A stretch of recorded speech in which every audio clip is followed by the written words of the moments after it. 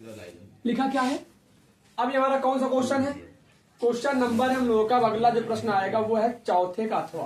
क्या लिखा हुआ है कि जब सूर्य का उन्नयन कोण, क्वेश्चन पहले पढ़ो, देखो ये क्वेश्चन ठीक ठाक लग रहा है कि जब सूर्य का उन्नयन कोण फाई से थीटा कोण बनाता है, फाई से क्या करता है थीटा कोण हो जाता है, तो क्षैतिज तल में खड़े स्तंभ की छाया ए मीटर अधिक हो जाती है। कितना से कितना कोण होता है, ये क्वेश्चन ठीक ठाक दिया है कि जब कोण फाई से कितना होता है थीटा होता है, तो बोला है क्षैतिज तल में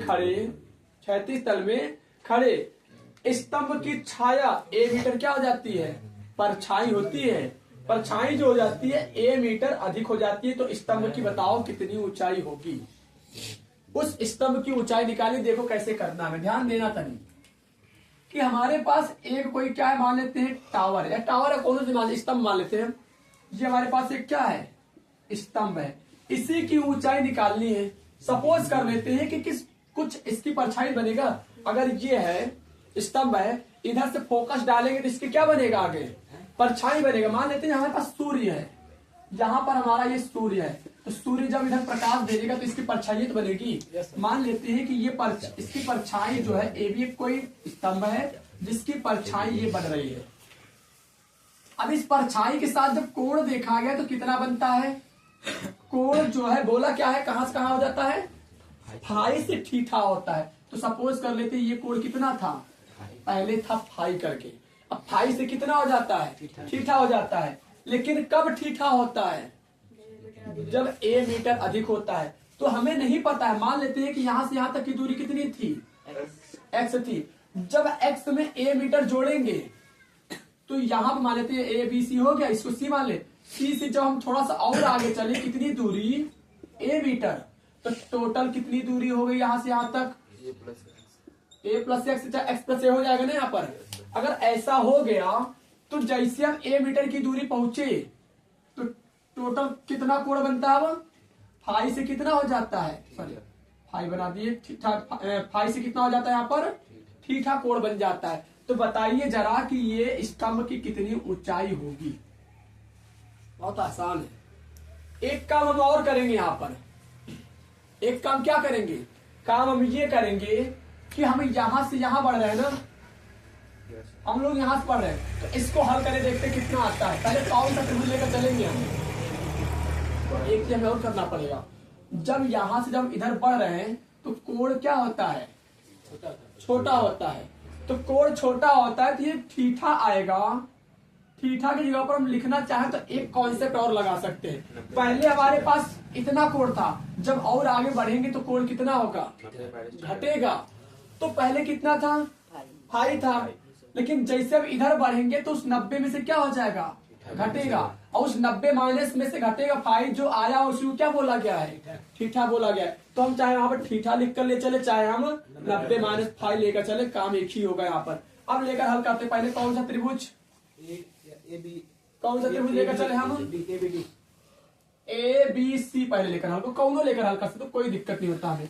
ए B D A B C, पहले ए बी सी में हल कर ले। टेन थीटा बराबर लंब बटे आधार, थीटा कितना है, थीटा का मान क्या है, थीटा तो हमारा फाई है ना।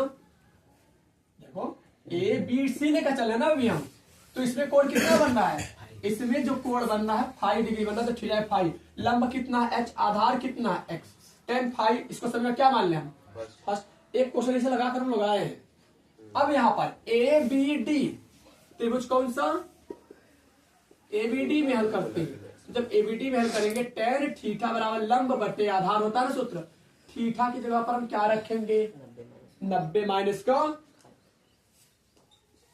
फाई बराबर लंब कितना है, लंब है कितना, देखो इस कोण के लिए तो यही लंब का काम करेगा ना।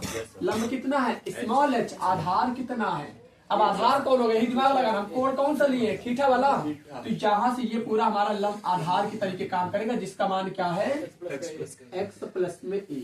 अब बताना 10 90 माइनस फाई, फाई ना समझो थीटा समझ लो। 10 90 माइनस थीटा बराबर हमें पता है परिवर्तित वाला सूत्र, कॉट थीटा होता है एच बटे एक्स प्लस का ए। अब यहां से बता रहा जरा, इसको संकर हम क्या मान ले, सेकंड मान लेते हैं।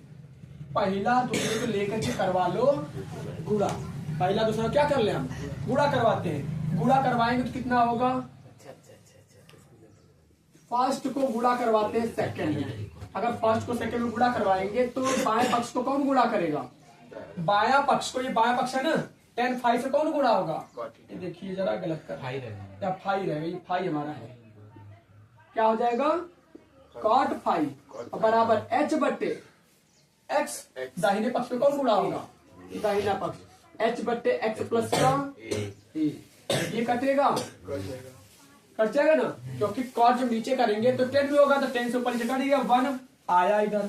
1 बराबर h स्क्वायर बटे का x प्लस का a। ये हमारे पास अभी आएगा। यहां से हमें h का मान निकालेंगे तो एक काम करते हैं, इसको इधर भेज देते हैं x और ब्रैकेट में x प्लस का a बराबर का h स्क्वायर। स्क्वायर हटाएंगे तो कितना लग जाएगा,